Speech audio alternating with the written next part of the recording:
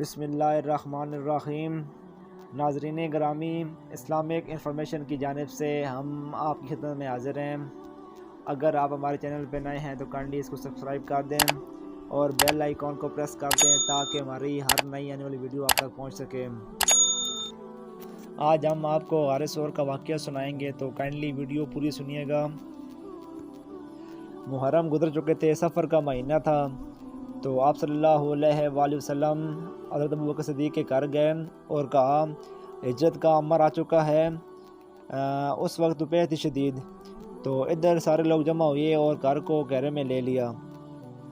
گرمیاں تھی، دسمبر کا مہینہ تھا، تو آپ صلی اللہ علیہ وآلہ وسلم نے حضرت علی کو اپنی جگہ پر لٹایا اور وہ چادر لے کے لیٹ گئے، تو آپ صلی اللہ علیہ وسلم ان کو بیچ میں سے چیر کر نکل گئے، تو شیطان نے شور مچایا کہ نکل گیا نکل گیا۔ ایک لمحے کے لیے وہ اندھے ہو گئے تھے۔ کچھ کتابوں میں لکھا ہے کہ آپ صلی اللہ علیہ وآلہ وسلم نے مٹھی میں تھوڑی سی مٹی لی اور مٹی کو کافروں کی طرف پھینکا تو وہ اندھے ہو گئے۔ تو شیطان نے شور مچایا کہ نکل گیا نکل گیا۔ ان میں سے کسی نے کہا سویا ہوا ہے، یہ دیکھو۔ کم بخت ایمان سے خالی تھے اور معاشرت اس وقت بھی ایسی تھی کہ کسی کو گھر میں گھس کے قتل نہیں کرتے تھے۔ یہ ان کے اصول تھے کہ کسی کو گھر کے اندر جا کے قتل نہیں کرنا، کہیں عورتیں خوفزدہ نہ ہو جائیں، بچے پریشان نہ ہوں۔ انتظار کرتے رہے، جب صبح ہوئی تو حضرت علی اٹھے۔ اچھا، انہوں نے کیا کیا کہ کہا پتھر مارو، دیکھو کیا کرتا ہے، شاید منہ سے کپڑا اٹھائے۔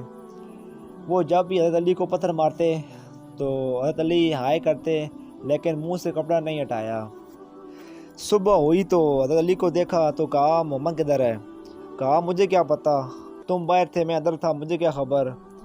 تو وہ پھر کہنے لگے کہ شک تو ہمیں رات کو ہی پڑ گیا تھا، اس لیے کہ اسے جتنے بھی پتھر مارو وہ ہائے نہیں کرتا تھا۔ یہ جو تیری ہائے تھی نا، رات کو شک میں پڑ گئے تھے، بس ہم دھوکہ کھا گئے۔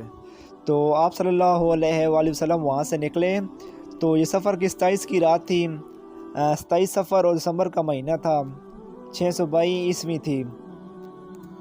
ابو بکر نے عرض کی یا رسول اللہ صلی اللہ علیہ وآلہ وسلم، میں نے ایک غار ڈھونڈ رکھی ہے، تو پہلے وہاں چلتے ہیں، جب ہماری تلاش رک جائے گی تو ہم پھر وہاں سے نکلیں گے۔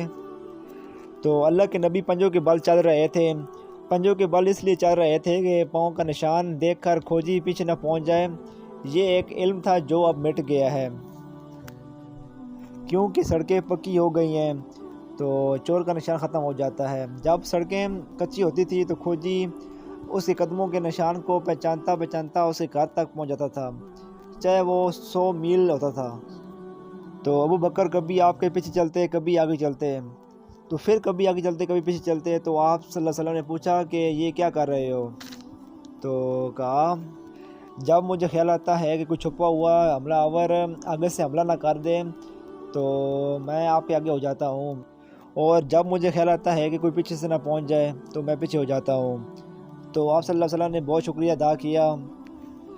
جب پہاڑ پہ چڑھنے کا وقت آیا تو آپ صلی اللہ علیہ وآلہ وسلم کی انگلیاں زخمی ہو گئی تھیں، کیونکہ وہ پنجوں کے بل چل رہے تھے، تو اس لیے آپ کی انگلی زخمی ہو گئی تھی، تو آپ کے لیے پہاڑ پہ چڑھنا مشکل تھا۔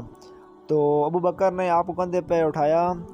جبل نور ایک سیدھا پہاڑ ہے، تو ابو بکر نے آپ صلی اللہ علیہ وسلم کو کندھے پہ اٹھایا اور کندھے پہ اٹھا کے آپ صلی اللہ علیہ وسلم کو پورا پہاڑ اوپر چڑھے، اور پھر آپ کو غار ثور کے باہر کھڑا کر دیا اور کہا آپ اندر نہیں جائیں گے۔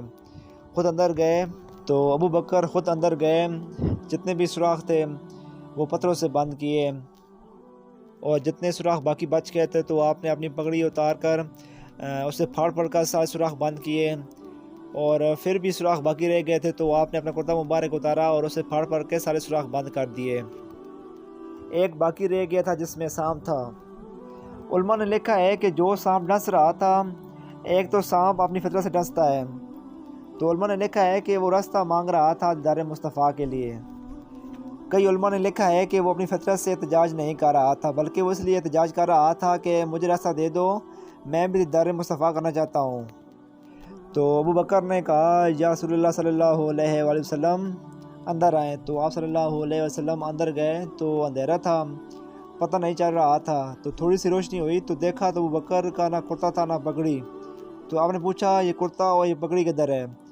تو عرض کی سوراخ بہت تھے تو میں نے اپنا کرتا اور پگڑی کو پھاڑ کے سوراخ بند کیے۔ تو اللہ کے نبی نے دعا کی کہ اے اللہ، میں ابو بکر سے راضی ہوں تو بھی راضی ہو جا، اس سے جنت میں میرا ساتھی بنا دے۔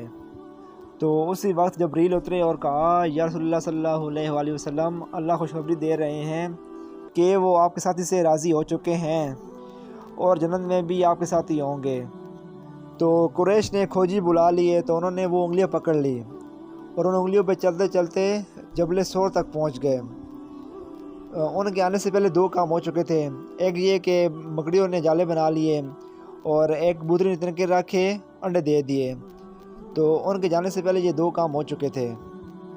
کیسا علم تھا، ان کو لا کے دروازے پہ کھڑا کر دیا اور کہا اس سے آگے کوئی نہیں گیا۔ تو ہمایوں بن خلف کہنے لگا تیرا دماغ خراب ہے، یہ جالا محمد کی پیدائش سے پہلے کا بنا ہوا ہے اور تو یہ کہتا ہے کہ اس سے آگے کوئی نہیں گیا، وقوف کہاں لے کے آ گیا ہمیں۔ ابو بکر ڈر رہے تھے کہ یا رسول اللہ صلی اللہ علیہ وآلہ وسلم اب کیا ہوگا۔ تو آپ صلی اللہ علیہ وآلہ وسلم نے کہا جن کا اللہ ساتھی ہو ان کو کیا پریشانی۔ تو ہمایوں بن خلف وہی دروازے غار کے منہ میں بیٹھ کے اندر کی طرف منہ کر کے انہوں نے پیشاب کیا تو آپ دونوں سامنے بیٹھے تھے۔ تو آپ مسکرائے اور کہنے لگے دیکھو یہ ہمیں دیکھ سکتے تو یہاں بیٹھ کے پیشاب نہ کرتے، اللہ نے بیچ میں پردہ ڈال دیا ہے۔